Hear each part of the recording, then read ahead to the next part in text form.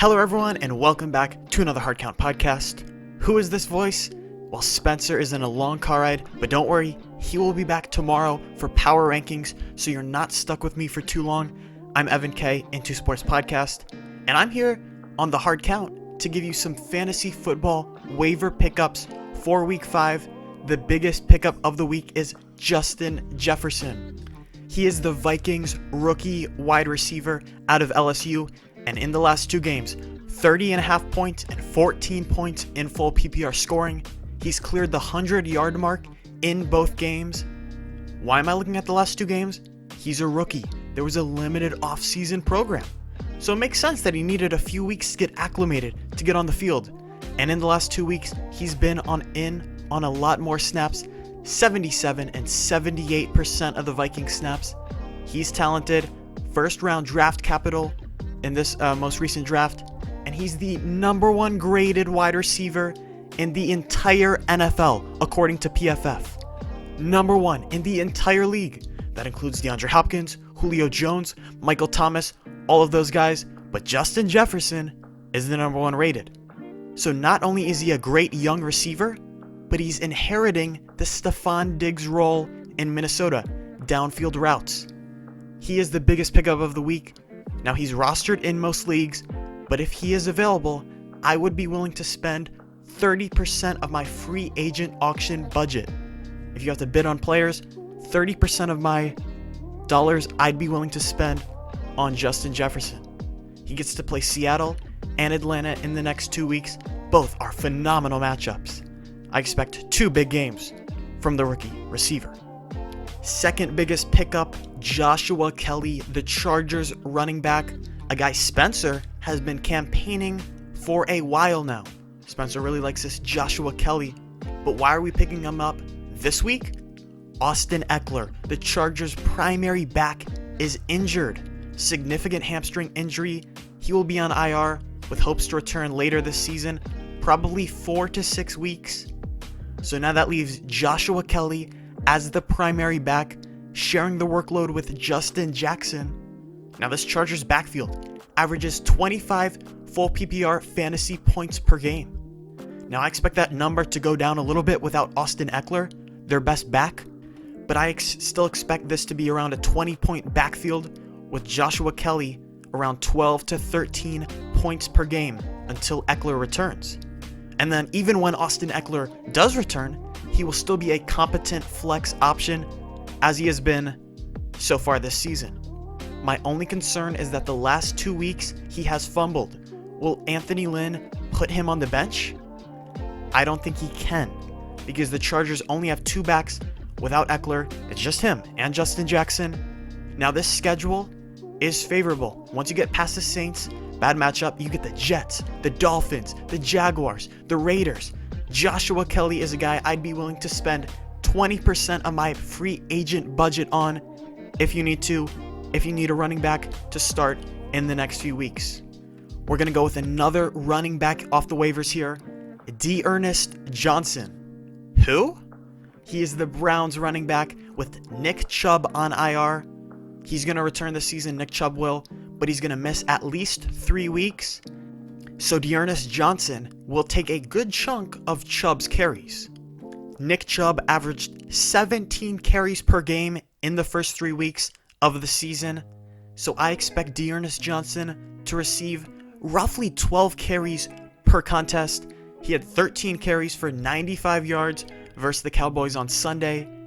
Now we know Kareem Hunt is going to be the superstar of this backfield. He's going to have all the pass catching work and should see an increased workload on the ground, but I still expect Johnson to be in that 10 to 14 carries type range on a decent offense. He's a weekly flex candidate until Nick Chubb returns. I like him better in standard leagues because he isn't much of a pass catcher. That's the role of Kareem Hunt. I'd be willing to spend about 5 to 10% of my budget if needed. Now this schedule for Johnson, you get Colts and Steelers, two difficult matchups, but then you get Bengals, Raiders, Texans. Those are 3 really good games before presumably Nick Chubb would return. Another wide receiver here, Packers receiver Marquez Valdez Scantling. Now, he plays tonight on Monday Night Football, so we'll see how he does. We know that Aaron Rodgers is a top 3 quarterback in the National Football League, so let's pick up his number 2 wide receiver. Allen Lazard, his former wide receiver 2, was a wide receiver 10 of fantasy football going into this week, but he's having core muscle surgery and will be out around 6 weeks.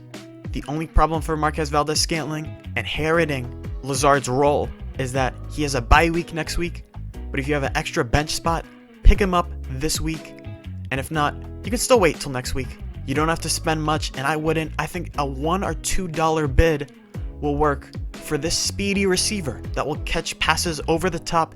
Aaron Rodgers, a great deep ball thrower. Marquez Valdes-Scantling, I expect a few big plays in the next few weeks.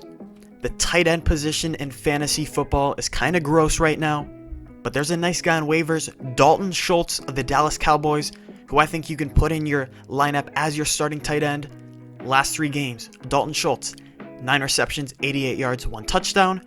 4 receptions, 48 yards, okay. But then 4 receptions, 72 yards, and a touchdown. Last 3 games, averaging 16.6 full PPR points. Dallas, what do we know about their defense? They absolutely cannot defend whatsoever. They have to come back, throw the football.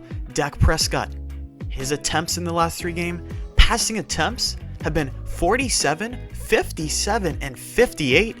That's basically 6 games worth of any other quarterback. And Dalton Schultz is receiving 8 targets from Dak Prescott last 3 games on average. This is a high-scoring offense. So I would pick up Dalton Schultz, a guy I think you can start as a low-end tight end 1 off a very solid game, 19 points against the Cleveland Browns. They throw a lot, they score a lot. That means a lot of fantasy points for Dalton Schultz. And if you're tight end needy, I'd be willing to spend about 5, maybe 10% of my budget, but I don't think you have to spend that much to get Schultz. Let's go back to the wide receiver position to pick up another rookie, T. Higgins, Bengals wide receiver. Spencer mentioned him last week after a 5 for 40 yards and 2 touchdown performance. Last week, 4 receptions, 77 yards. He's been heavily targeted. In the last 2 weeks, 16 targets. What I like to see, we know Joe Burrow and the Bengals throw the football a ton. Joe Burrow's pretty good as well. The only problem for T. Higgins is that he plays at Baltimore and at Indianapolis the next 2 weeks. Those are very difficult matchups on the road. I think he's more of a long-term bench stash rather than a guy that you're necessarily going to pop in your lineup this week. But I definitely want to put T. Higgins on my bench, a guy who's taking over the A.J. Green role. It kind of looks like it's over for A.J. Green. He's had a great career, but he's old, 32 years old. Pick up this young receiver on an upward trend, put him on your bench, wait a few weeks, and you could find yourself with a strong flex on a week-to-week basis. I wouldn't burn too much of my budget, though, because of this upcoming difficult schedule. Baltimore, Indianapolis. The young rookie T. Higgins is a guy I like down the road in a few weeks. I think you could have a very solid play each week. This next running back is a little bit more of a deeper play, kind of a dart throw, deep league. It's going to be Damien Harris.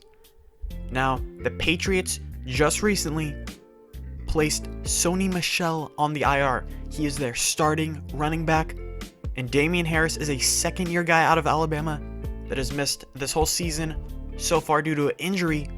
But there was some positive news, positive buzz coming out of Patriots camp for this young running back. This is a dart throw, but they bring him back off the IR tonight. He should get some carries versus the Chiefs. Monitor what Damien Harris does. If he's getting work and he looks good, he could be the Patriots' starting running back. It's not a super valuable backfield because Cam Newton takes a lot of the rushing yards, the rushing touchdowns, and you have James White and Rex Burkhead there. Sony Michel to potentially come back later in the year. But Damien Harris, a little bit of a dart throw for deeper leagues if you want to take a shot. Now let's go to my quarterback stream of the week. There's a lot of great quarterbacks in the NFL right now for fantasy purposes as well, but you might have to find a guy off the waiver wire. due to bye weeks or whatever it may be. And I think that guy is Gardner Minshew this week. He's playing the Houston Texans, and Minshew averaging 21.5 fantasy points per game and 6-point formats. Houston is a very friendly matchup for the fantasy quarterbacks. And then the week after you play Houston, you get to play the Detroit Lions. I think you get 2 strong weeks out of Gardner Minshew. He had one bad game against Miami. I know, because I played him that week. But he didn't have his number 1 receiver, DJ Chark, versus the Dolphins 2 weeks back. And Chark coming off the injury.